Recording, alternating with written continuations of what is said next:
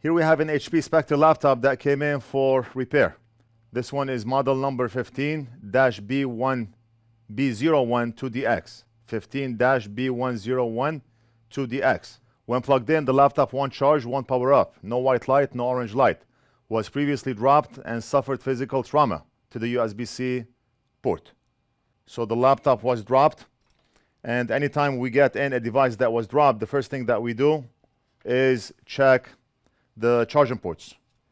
In this case, we have two USB-C connectors. We already disassembled the board, and I also have a donor board in case we need to use it for parts. So the first thing I want to do is check the USB-C connectors. Then we can check on the HDMI connector. Sometimes damage to an HDMI connector can cause issues. Look at this. We have two broken USB-C connectors. Right there. Look at the internals. Broken and broken. Two broken USB-C connectors. The first thing we're gonna do is desolder the ports. We do not need them, both of them are broken. And then we can use our donor board to extract the ports from and solder on this board. Now, what would have been the next option if the ports are physically good? If we inspected the ports and they do not look damaged. The next step would be to check the rest of the ports. Check the USB connector, check the HDMI connector, make sure they are good, because sometimes damage to a USB connector could cause issues. Maybe pins are shorting out, maybe the connector broke in a way where it affected the circuit internally. You have to think outside the box. I mean, what else could go wrong when a laptop is dropped?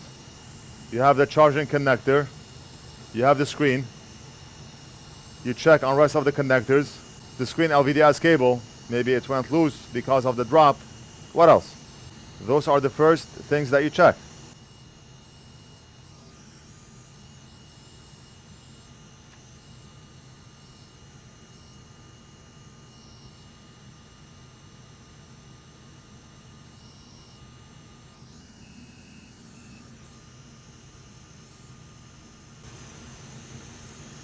That's connector number one, and now we're gonna do the other one, and of course focus our microscope.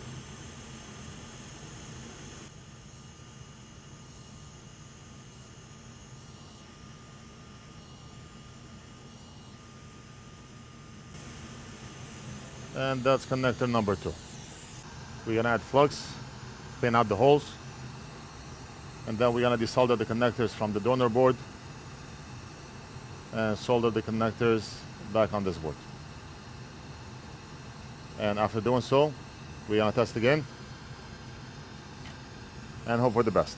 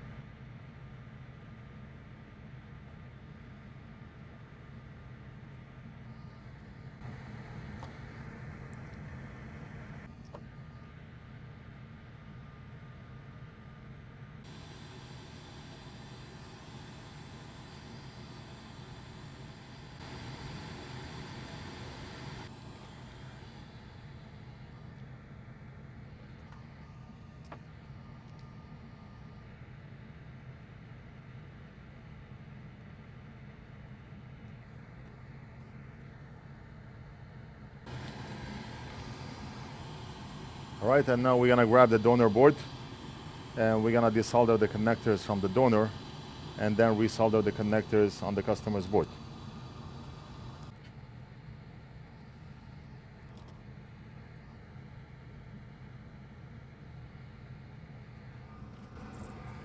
Let's apply low melt solder.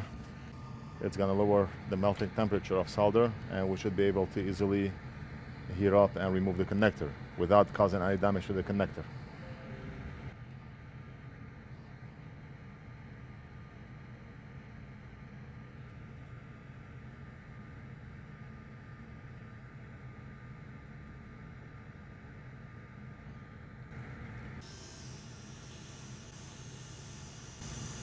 Now the only thing that we were not able to apply low melt solder to are the front pins. The pins under the connector. Look at this. I was able to safely desolder the connector, and we have to remove this black piece of tape from the connector. That's connector number 1, and that's the magic of low melt solder. If you have not used low melt solder before and you are in this type of business or you are doing this as a hobby, you're missing out. You're missing out big time. Where do I buy low melt solder from? From us. Log into NorthridgeFix.com, click on shop. You can buy low melt solder, genuine Amtech Flux, like the one I'm using now. One of the best Flux in the market. You can buy your hot air station, soldering station, thermal camera, power supply, charging stations, voltage injection tools, tweezers, grinding pen, braid wick, whatever you need, we carry and sell in our shop.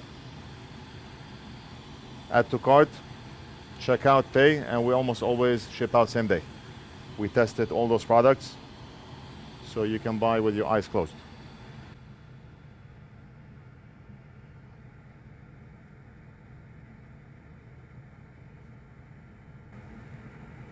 Little bit of low melt solder goes a long way. I just applied a tiny bit and I was able to spread low melt solder all over the pins. Now we're gonna apply hot air and we should be able to easily desolder that connector. But like I said, there are pins under the connector that we cannot reach and apply low melt solder to. And that's why the connector may take a few seconds before it pops out. Otherwise, I would have been able to just push on that connector and out. Look at this. You see, those are the pins I'm talking about, the ones that we cannot reach because they are hidden under the connector. Right there, those here. Not the through hole ones, the ones in the front. Now we're gonna go back to the customer's board.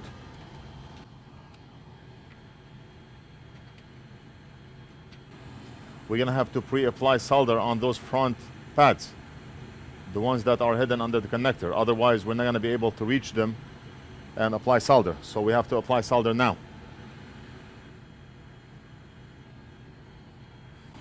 Right now, I'm using the NF mini pen, very fine tip. And we're gonna apply solder just like that.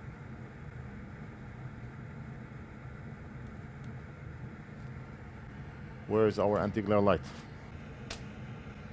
Very nice. We have enough solder on all the pads in the front.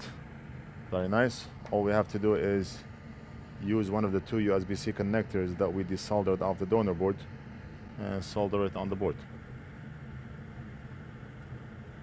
Just like that. Big Boss just gave me a video card and he asked, do you want to work on this?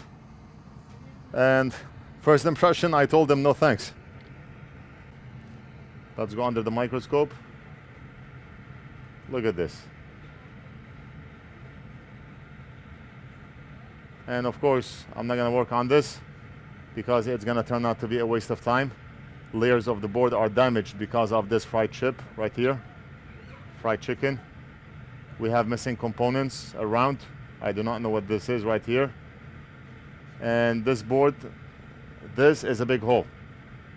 Look at this. And if we move to the right side here, God knows what's under this corrosion. What's this shiny stuff? The board is like this all across. And we did not even disassemble the board to look and see what's on the other side. But a board like this, I do not waste time working on. And we're gonna tell the customer.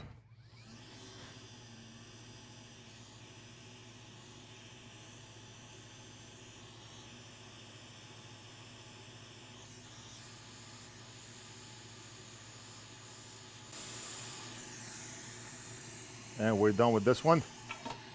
We just need to solder the lugs on the sides and the through-hole pins. Keep holding, just make sure solder hardens. All right, and the connector is soldered. Why don't we do the other one also? We'll do 2-in-1.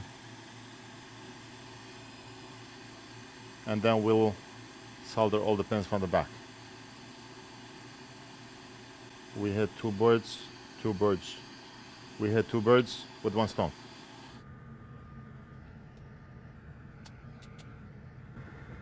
Anti-glare light.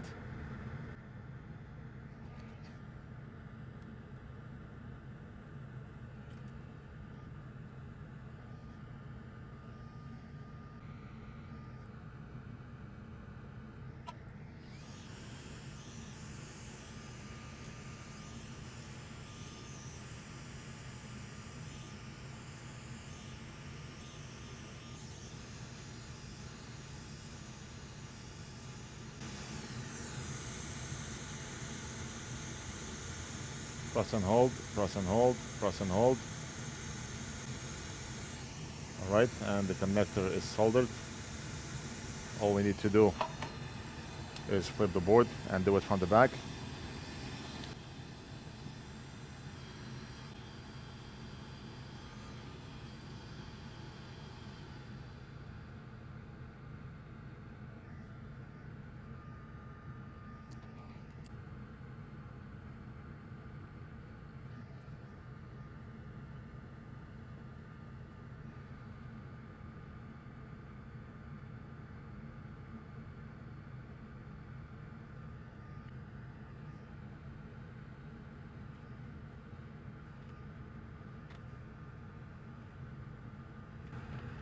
And we are done with port number 1.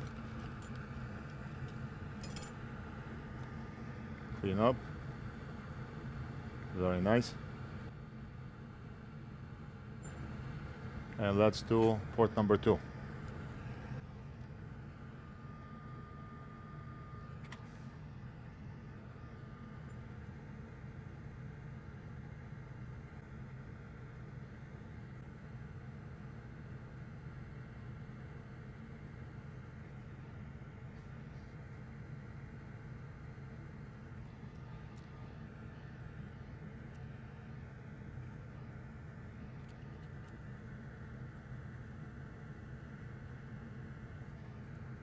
Let's grab the end of that mini pen. It's more suitable for this type of work. Very small pins.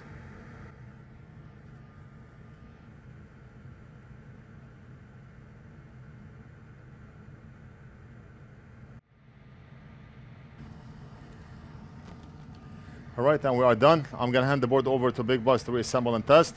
And if either one of the ports work, that's great. That's all we need. Only one port to work. Both of them, they do exactly the same job, and you can always make more than one input out of one USB-C connector. Okay, I'm back. Same problem. Nothing changed at all. When you plug the charging cable, nothing is being displayed on the screen. Look at this. When you plug the charging cable, the screen is black. Nothing at all. We're not seeing 5 volts or 20 volts. We're not seeing any amps being drawn, just a black screen. The first obvious thing to do is replace the ports, the connectors, because both of them were obviously broken. Now that we replace the connectors and we still have the same issue, we need to investigate further. Investigate what? I just cleaned some of the leftover flux here. That's alcohol. What could be causing the problem? No voltage or amp draw at all. We have a few suspects. We have the Thunderbolt chip, the JHL chip, and we have 2 USB-C controllers, one for each connector, one for each port, right here. Either one of them could be bad, but if we are to replace a controller chip, we have to do both, because one can kill the other or vice versa. And what I want to do is inspect at the diode here in diode mode, and we have a short circuit here. And the short circuit is likely not the diode itself, but the controller chips. But why not just desolder the diode quick and measure again?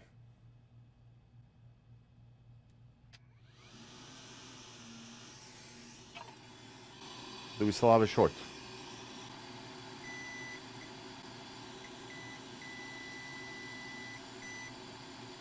.09. 0.09. would be considered a short on this laptop. And if I inspect the donor board that we have here,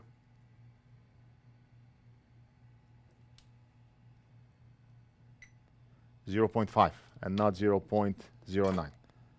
The problem is not the diode, but the problem is the controller chips, or one of the controller chips. But we're gonna replace both. We cannot just replace one controller chip, because I've been through that part before where I was going crazy. I knew the short was one of the two controller chips. I replaced it, and that chip went bad again. And then I came to the conclusion that anytime we are working on any laptop with two USB-C ports and we have a problem with the controller chip, we have to replace both and not just one. So let's put that diode back. You see me work on those devices in a quick manner. It's like I know what I'm doing. I do not have to read any circuit diagrams, any board diagrams, because I've worked on those laptops many times in the past, and that's how experience plays a role in doing the job quick.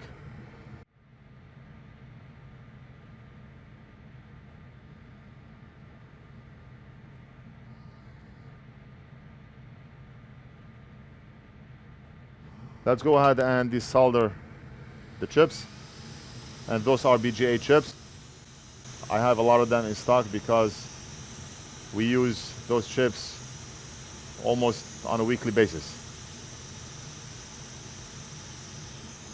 We do not want that diode to fly.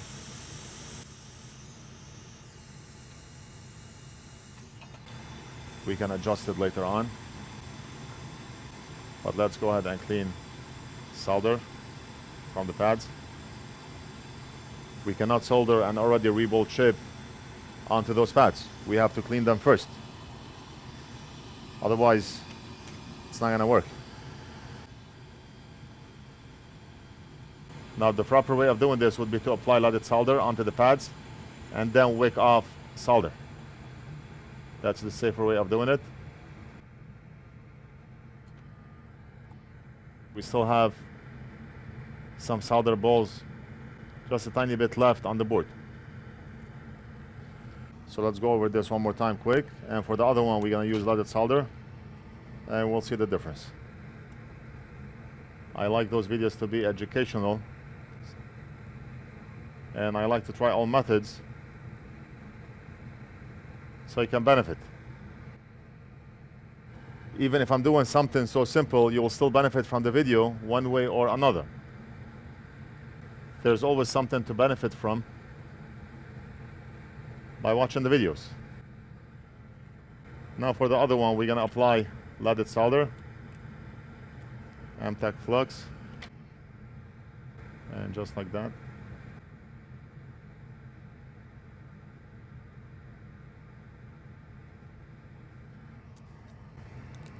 And now we're gonna wick off solder,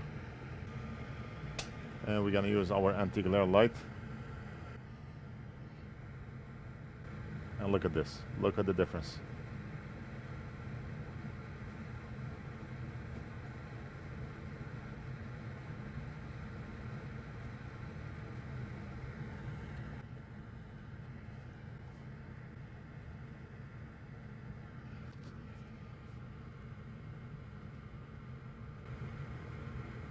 So the chips are already rebuilt. That's one.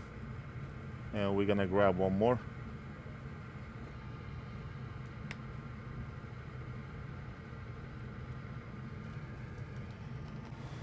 And let's do it.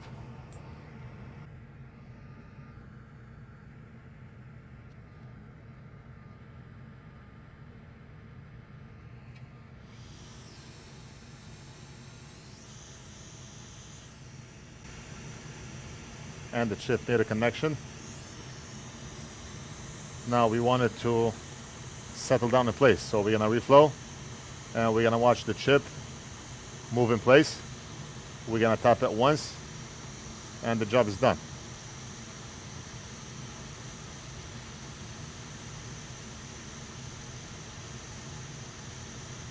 We tapped it, it pushed back, done.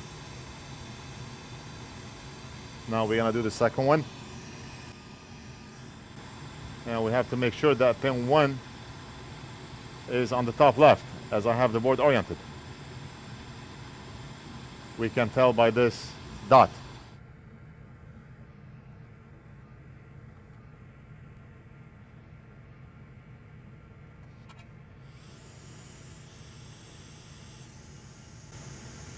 And the chip made a connection. Now we're gonna reflow. And watch that chip move in place, unless that chip is perfectly in place.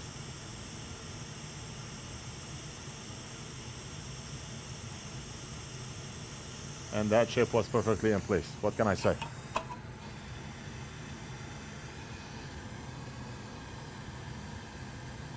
Precision. And the alignment on that diode is bothering me, so let's make it better than factory.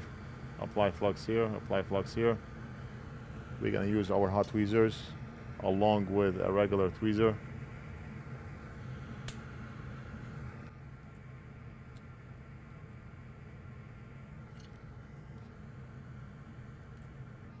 So I'm gonna hand this over to Big Boss to reassemble and test, and we'll see. But one thing we forgot to do was measure the short on this diode. Do we still have a short circuit?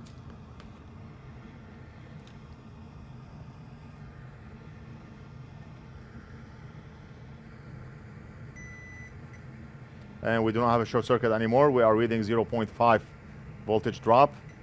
Before we replaced the chips, we were reading 0.09 voltage drop. So there's a 99.99% chance that we fixed the problem. And I'll be back. Big Boss is done with the reassembly of the HP Spectre laptop. And good news or bad news? Bismillah. And before anything, I want to see if we have an orange light, because that would be a good indication.